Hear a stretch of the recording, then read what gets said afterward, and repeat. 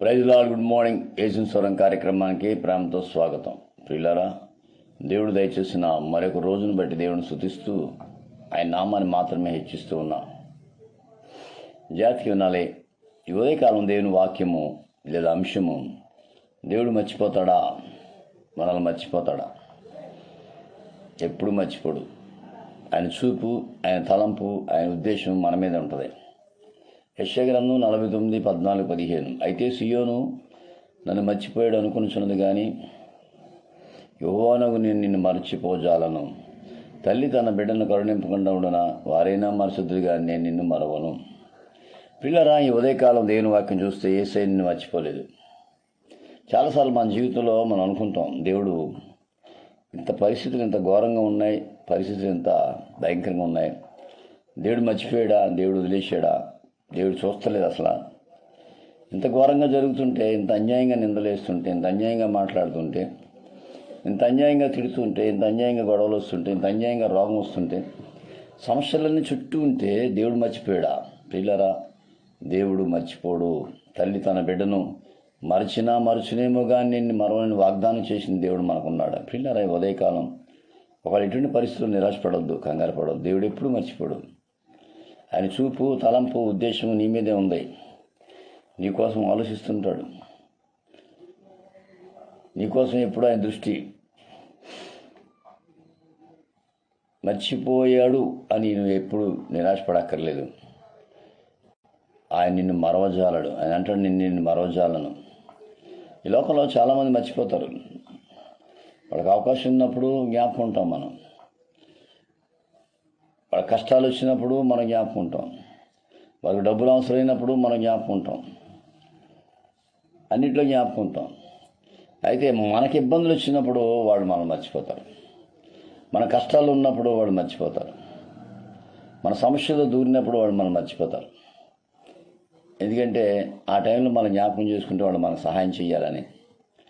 ఉదయకాలం ఈ మాటలు వింటున్న ప్రియ దేవుని బిడ్డ జ్ఞాపకం చేసుకో, దేవుడు ఎప్పుడూ నిన్ను మర్చిపోలేదు. ఆయన మర్చిపోయి ఉంటే ఈ రోజు వరకు మనం సజీవ లెక్కలో ఉండం. ఆయన మర్చిపోయి ఉంటే ఈ రోజు వరకు మనం క్షేమంగా, ఆరోగ్యంగా ఉండం. గమనించాలి. షడ్రక, మేషక, అబేద్నెగో అగ్నిగుండంలో దూకినప్పుడు దేవుడే కానీ మర్చిపోయి నాకెందుకని వదిలేస్తే వాళ్ళు అగ్నిగుండంలోంచి బయటికి రాలేదు కదా. దానియేలు విషయంలో మర్చిపోతే దేవుడు ఏమైపోయాడు దానియేలు కూడా నాకెందుకని ఒకవేళ దేవుడు అనుకుంటే దానియేలు సింహంబోలోంచి బయటికి రాలేడు కదా. పిల్లరా, ఈ ఉదయకాలం ఎప్పుడు కూడా దేవుని దృష్టి, దేవుడి మనసు, దేవుడి తలంపు మన మీద ఉంటుంది. అది మర్చిపోవద్దు. దేవుడు నిన్ను మర్చిపోలేదు. అంశం అది, నిన్ను మర్చిపోలేదు, మర్చిపోడు. మనం అనుకుంటాం మర్చిపోయాడేమో అని. చాలాసార్లు అదే అనుమానం వస్తుంది. నా జీవితంలో కూడా ఎన్నోసార్లు సమస్యలు ఎదురైనప్పుడు, ఇబ్బందులు ఎదురైనప్పుడు నేను అనుకున్నాను, దేవుడు ఏం చేస్తున్నాడు, దేవుడు ఎందుకు నాకు సహాయం చేయట్లేదు, నేనేం తప్పు చేశాను, ఇబ్బందులు వచ్చినాయి కదా, కష్టాలు వచ్చినాయి అనుకున్నప్పుడు దేవుడు మాట్లాడుతూ నేను నిన్ను మర్చిపోలేదు. అబ్రహాము దేవుడు వాగ్దానం చేసినప్పుడు అబ్రహాము కొన్ని సంవత్సరాల తర్వాత బిడ్డనిచ్చాడు. అయినా అబ్రహాం దేవుడు జ్ఞాపకం చేసుకుంటూనే ఉన్నాడు. సమయం వచ్చినప్పుడు అబ్రహాం సహాయం చేశాడు. ప్రియులారా, ఈ ఉదయకాలం నిన్ను దేవుడు జ్ఞాపకం చేసుకుంటున్నాడు. సమయం వచ్చినప్పుడు ఖచ్చితంగా నీకు సహాయం చేస్తాడు. ఆ సమయంలో దేవుడు దిగొచ్చి నీకు హెల్ప్ చేస్తాడు. కంగారు పడిపోవద్దు, తొందరపడిపోవద్దు. ఆయన ఎప్పుడూ మర్చిపోడు, మర్చిపోయేవాడు కాదు. బైబిల్లో ఆయన చెప్తున్నాడు, నేను మరవజాలను అంటున్నాడు. నేను మర్చిపోను, ఎప్పటికీ మర్చిపోను. మనకి ఇష్టమైన వాళ్ళు ఉన్నప్పుడు కొన్నిసార్లు మనం ఏం చేస్తామంటే వాళ్ళని ఎప్పుడు మనసులో పెట్టుకుంటాం. బాగా ఇష్టమైన మనసులో పెట్టుకున్నాం, వాళ్ళని ఎప్పుడు మర్చిపోం. మరి యేసయ్యకి మనం ఎంత ఇష్టం, చాలా చాలా ఇష్టం. మన కోసం ప్రాణాలు ఇచ్చాడు, మన కోసం శ్రమ పడ్డాడు, మన కోసం నిందలు పడ్డాడు, మాటలు పడ్డాడు. మరి మనం మర్చిపోయాడు. అన్ని జరిగినా మనం మర్చిపోలేదు.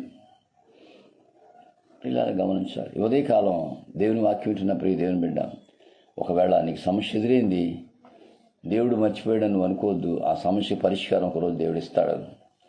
ఇబ్బంది ఎదురైంది, దానికి ఒకరోజు నీకు సమాధానం ఇస్తాడు. కంగారు పడి తొందరపడిపోవద్దు. జవాబిచ్చే దేవుడు మనకున్నాడు. ఆయన మనల్ని మర్చిపోజాలడు, మర్చిపోడు. లోకమంతా మర్చిపోయినా, మనుషులందరూ మర్చిపోయినా, ఎవ్వరు మర్చిపోయినా దేవుడు మర్చిపోడు. కాబట్టి ఆయన ఎప్పుడూ నిన్ను మర్చిపోలేదనే విశ్వాసంతో ముందుకు సాగిపో. అటువంటి గొప్ప నిరీక్షణ పరిశుద్ధాత్మ దేవుడు నీకు సహాయం చేయను కాక. ఆమె గాడ్ బ్లెస్ యు. మీ సహోదరుడు పాస్టర్ రమేష్ కుమార్, రాజమండ్రి. 98498649 షేర్ చేయండి. మీరు కూడా ఆశీర్వాదం పొందండి. యూట్యూబ్లో కూడా దొరుకుతాయి. రమేష్ కుమార్ని కొడితే జేపీహెచ్ రమేష్ కుమార్ని కొట్టండి. జేపీహెచ్ రమేష్ కుమార్ని కొడితే యూట్యూబ్లో నా ప్రసంగాలు, నా పాటలు అన్నీ వచ్చేస్తాయి. God bless you.